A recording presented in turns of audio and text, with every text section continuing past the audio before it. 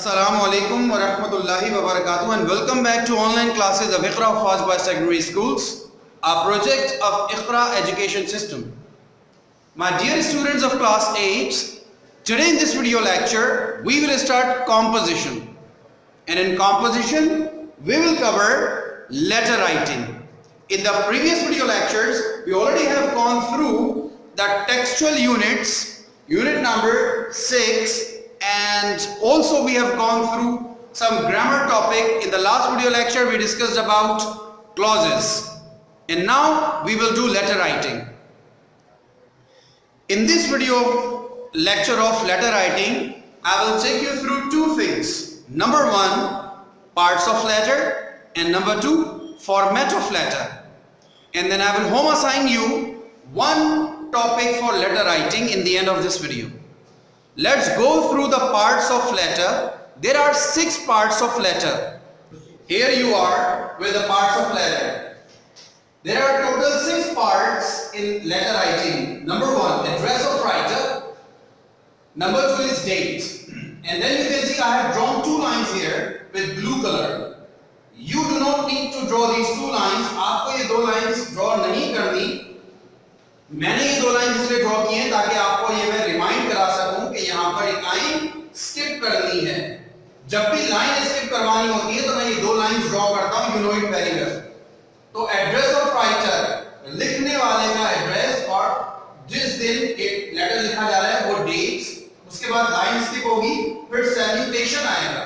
Part number 3 is salutation, and then part number 4 is body. And in the body there are 2 things which we will do. 2 paragraphs हम लिखेंगे. पहला paragraph introduction का, या उसको greetings भी कह सकते हैं हम, और दूसरा पैराग्राफ हमारा आएगा बॉडी में पर्पस या डिटेल्स का. इंट्रोडक्शन या ग्रीटिंग्स डिपेंड करता है कि आप किसको लेटर लिख रहे हैं. अगर आप लेटर किसी जानने वाले को लिख रहे हैं तो ऑब्वियसली आप अपना इंट्रोडक्शन तो नहीं देते ना कि मैं वो हूं चचा का बेटा.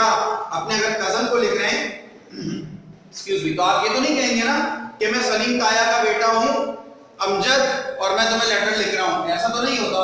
आप उसमें जब किसी जानने वाले को लेटर लिखते हैं तो ग्रीटिंग्स लिखते हैं कि उम्मीद है कि आप खैरियत से होंगे और घर में सब खैरियत से होंगे, मैं भी ठीक हूं. ये सारी बातें लिखते हैं, इनको ग्रीटिंग्स कहते हैं. जब आप किसी अननोन अनफेमिलियर बंदे को, जिससे आपकी जान पहचान ना हो या कम से कम वो आपको ना जानता हो, फॉर एग्जाम्पल अगर किसी आप डिपार्टमेंटल स्टोर के मैनेजर को लिख रहे हैं खत, या आप किसी यूनिवर्सिटी के की मैनेजमेंट को खत लिख रहे हैं, कॉलेज के मैनेजमेंट को खत लिख रहे हैं, या so on and so fourth, जिसको भी आप खत लिख रहे हैं, लेटर लिख रहे हैं, और वो शख्स आपको नहीं जानता, तो आप अपने उस लेटर में अपना इंट्रोडक्शन करवाते हैं. ठीक है. तो ये डिपेंड करता है लेटर टाइप पर कि आप जानने वाले को लिखेंगे तो ग्रीटिंग्स लिखेंगे, ना जानने वाले को लिखेंगे तो इंट्रोडक्शन देंगे. और उसके बाद सेकंड पैराग्राफ होता है पर्पस या डिटेल्स, यानी कि आप खत लिखने की वजह और तफसील बयान करते हैं कि ये खत क्यों लिख रहे हैं. Then comes the fifth part of letter, that is closing. Closing में आपको जो भी फेवर चाहिए होता है आप वो फेवर लिखते हैं कि भाई अगर किसी यूनिवर्सिटी की मैनेजमेंट या कॉलेज की मैनेजमेंट या स्कूल की मैनेजमेंट को लिख रहे हैं खत, तो आप उसमें लिखते हैं कि मुझे ये फेवर चाहिए, फलाना डिमांड, जो भी बात होती है. और अगर किसी जानने वाले को लिख रहे हैं तो आप क्लोजिंग में क्या लिखते हैं कि सबको भाई सलाम कहना, अपना ख्याल रखना, हम जल्द मुलाकात करेंगे या हम कॉरेस्पॉन्डेंस पे रहेंगे एक दूसरे से. ये सारी बातें भी क्लोजिंग में आती हैं. फिर आप एक लाइन स्किप करते हैं, और लाइन स्किप करने के बाद number 6 part is ending. Ending में आप विद रिगार्ड्स, विद लव ऐसे अल्फाज लिखते हैं और अपना नाम लिख देते हैं. That's it. So these are 6 parts of letter. You need to write them down in your copy. What you need to do is you will come in the composition section of your copy. आप अपने composition section में आएंगे. आपकी copy में 3 sections नहीं 2 sections बने हुए हैं, क्योंकि ग्रामर का काम तो हम ग्रामर की बुक में करते हैं ना. तो आपके जो 2 sections बने हुए, एक है यूनिट यानी कि टेक्सचुअल सेक्शन है, और दूसरा कौन सा है, कॉम्पोजिशन सेक्शन है. कॉम्पोजिशन सेक्शन में आप first of all you will write down the dates. Always mention both the dates, English and Islamic. Without mentioning the dates, you will never start your work. The first thing you need to do is to mention the dates, and then you will draw two margin lines, one on the left hand side and one on the right hand side. After mentioning the date and drawing the two lines on left and right, then you will start this work. You will give this heading the first line, letter writing. Composition पर क्योंकि section है तो composition की heading देने की जरूरत नहीं है, ये तो मैंने बोर्ड पर दी है आपको समझाने के लिए कि कॉम्पोजिशन का काम है। आप तो चूंकि कॉम्पोजिशन के सेक्शन में काम कर रहे हैं तो आप डायरेक्टली लेटर राइटिंग की फर्स्ट लाइन में हेडिंग देंगे और सेकंड लाइन में पार्ट्स ऑफ लेटर की हेडिंग देंगे और उसके बाद ये 6 पार्ट्स लेटर के लिख लेंगे। जहां पर लाइन स्किप करनी है वहां पर लाइन स्किप करेंगे। Without skipping the line you will not be able to remember where you have to skip this line when you are writing a proper letter. अगर आप यहाँ पार्ट्स में लाइन स्किप नहीं करेंगे तो एक्चुअल फॉर्मेट के letter writing में आपको याद नहीं रहेगा कि लाइन कहाँ स्किप करनी है। जब यहाँ लाइन स्किप कर देंगे तो जितनी मर्तबा पार्ट्स ऑफ लेटर को देखेंगे, रिकैपिचुलेट करेंगे, आपको याद आएगा कि डेट के बाद लाइन स्किप करनी है, क्लोजिंग और एंडिंग के दरमियान लाइन स्किप करनी है। Is that clear to you all? So you may pause the video here. Write down all these 6 parts along with the headings, mentioning the dates and drawing the lines, and then you will further go ahead or proceed ahead with this video lecture. So now you may pause the video here. After you resume the video, we will go through the format of letter. Now we will go through the format of letter. You also need to write it down in your copy. But before that, I may write down the whole format on the board. I will explain you and then you will copy it in your notebooks. This is the format of letter in front of you. You can see I have marked here 3 dots. मैंने ये 3 dots सिर्फ इसलिए बनाए हैं ताकि मैं आपको बता सकूं कि मेरे बोर्ड पर जो दिया गया पेज है उसका सेंटर पॉइंट मैंने लिया है। आपको भी अपनी कॉपीज में लेटर लिखते वक्त सेंटर पॉइंट लेना होगा और उसका तरीका क्या है कि आप पेज को हाफ फोल्ड करके थोड़ा सा उसके ऊपर मार्क लगा लेंगे नाखून से ना। जब फोल्ड करेंगे तो उसको थोड़ा सा जहां से फोल्ड हो रहा होगा वहां पे थोड़ा सा मार्क लगा लेंगे। जब आप इसको दोबारा अनफोल्ड करेंगे पेपर को तो ऑटोमेटिकली आपके पास सेंटर ऑफ द पेज आ चुका होगा। मैं अपने बोर्ड को फोल्ड नहीं कर सकता तो मैंने मार्क लगा दिया है इस तरह, ठीक है। ये जो पार्ट 1, पार्ट 2 एंड पार्ट 6, देखिए ये 3 पार्ट्स हैं। Part 1 address of writer, part 2 date and part 6 ending. ये तीनों हाफ ऑफ द पेज से स्टार्ट होते हैं राइट हैंड साइड से। Is that clear? तो फर्स्ट पार्ट है एड्रेस ऑफ राइटर। जब भी आप स्कूल में लेटर लिखेंगे तो आप एड्रेस ऑफ राइटर में, हालांकि लिखने वाले तो आप हैं, राइटर आप हैं, लेकिन आप एड्रेस ऑफ राइटर में अपना एड्रेस नहीं लिखेंगे। जब भी स्कूल में कोई लेटर लिखेंगे तो उसमें लेटर का एड्रेस यही होगा, आपका address examination hall comma A.B.C. School comma Karachi full stop. जब आप कोई रियल लेटर या प्रॉपर लेटर लिखेंगे तो उसमें आप अपना रियल या प्रॉपर एड्रेस लिखेंगे, ठीक है। अभी जब आप स्कूल में लेटर लिखेंगे तो आपका एड्रेस यही आएगा, examination hall ABC school Karachi.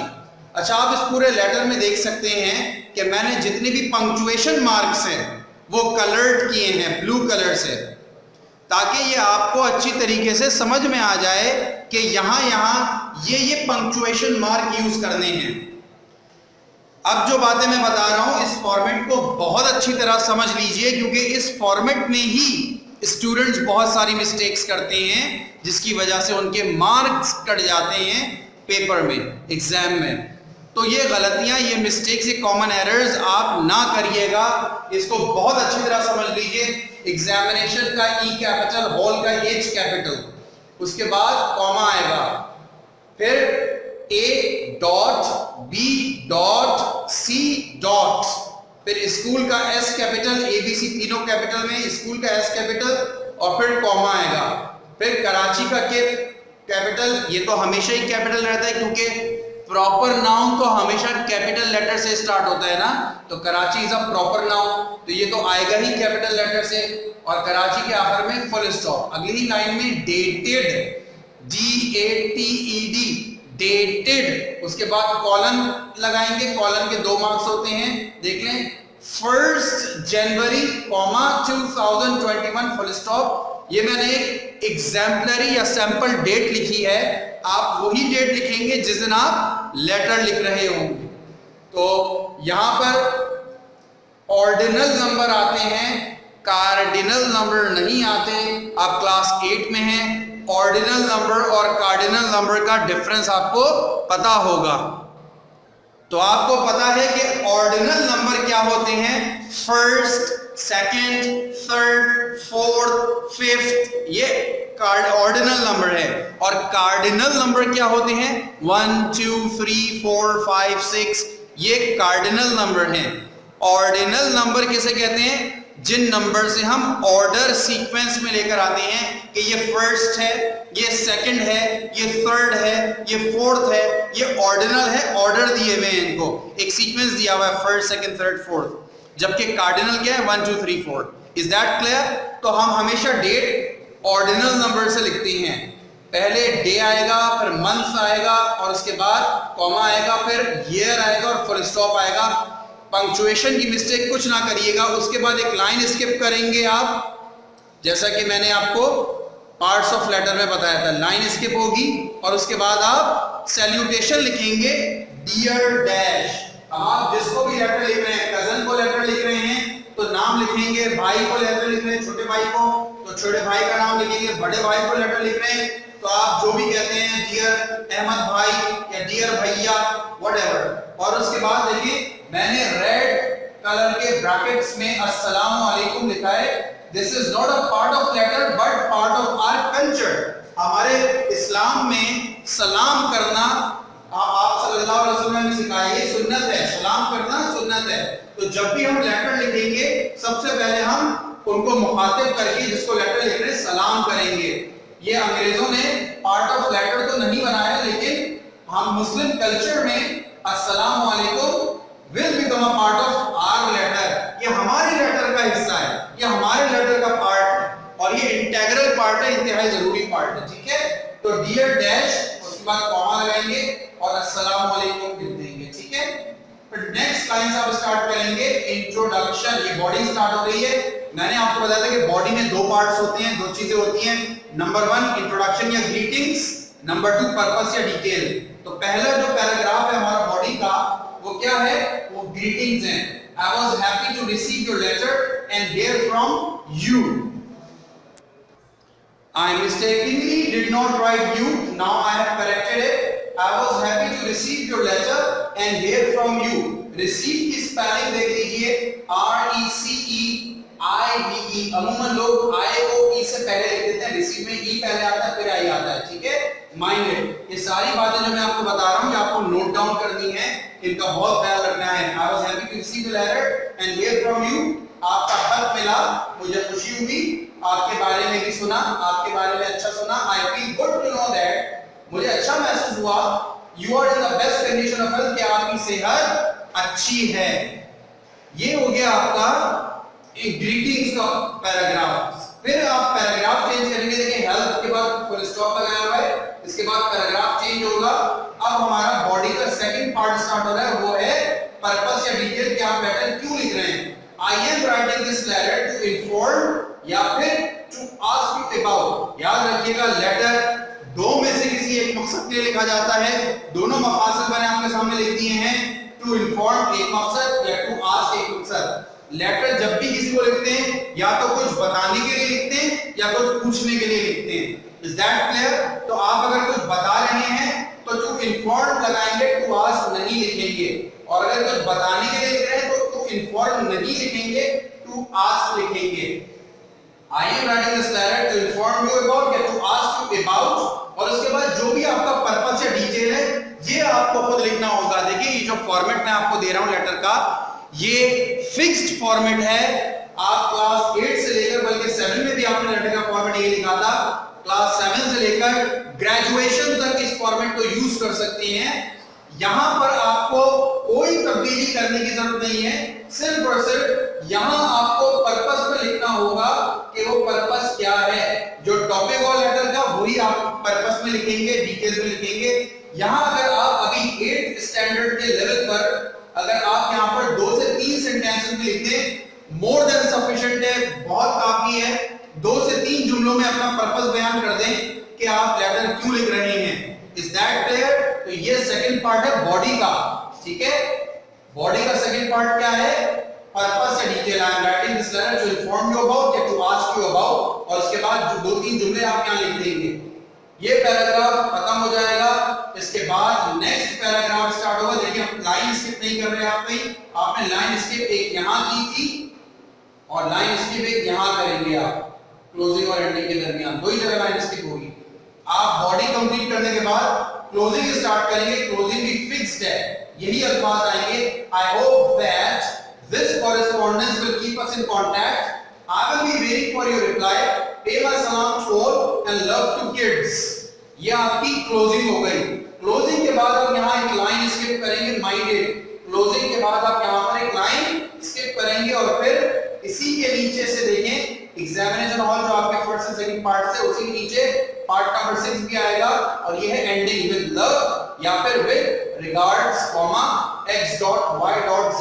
This is the format of letter. ये फॉर्मेट फिक्स्ड है। आपको ये फॉर्मेट देने का मकसद ये है कि आप इस फॉर्मेट को मेमोराइज कर लें। इस फॉर्मेट को हमेशा यूज करें। जब भी आपको लेटर लिखना हो आप यही फॉर्मेट यूज करें। सिर्फ आपको बॉडी के सेकंड पार्ट में इंफॉर्मेशन के पर्पस या डिटेल एडअप करनी होगी। बाकी पूरा का पूरा लेटर एज इट इज रहेगा। गलती या एरर की गुंजाइश कम से कम हो जाएगी अगर आप इस पूरे फॉर्मेट को एज इट इज हिफ्ज कर लें, मेमोराइज कर लें। अब आपको मैं जो होमवर्क दे रहा हूं वो मैं बोर्ड पर लिख रहा हूं। So my brother, this is your home assignment. Write a letter to father to send money for school worksheets. School worksheets के लिए अपने वाले साहब से पैसे मांग रहे हैं, यहाँ उनसे रिक्वेस्ट कर रहे हैं। आप पहले उनको इन्फॉर्म करेंगे कि आपका स्कूल आपको वर्कशीट्स प्रोवाइड कर रहा है। उसके बाद आप बयान करेंगे कि I need money from you, kindly send me so and so rupees। ठीक है भाई, this is your home assignment. We will meet again in the next video lecture. Till then, take very good care of yourselves. Stay home, stay safe and stay healthy. Assalamu alaikum wa rahmatullahi wa barakatuh.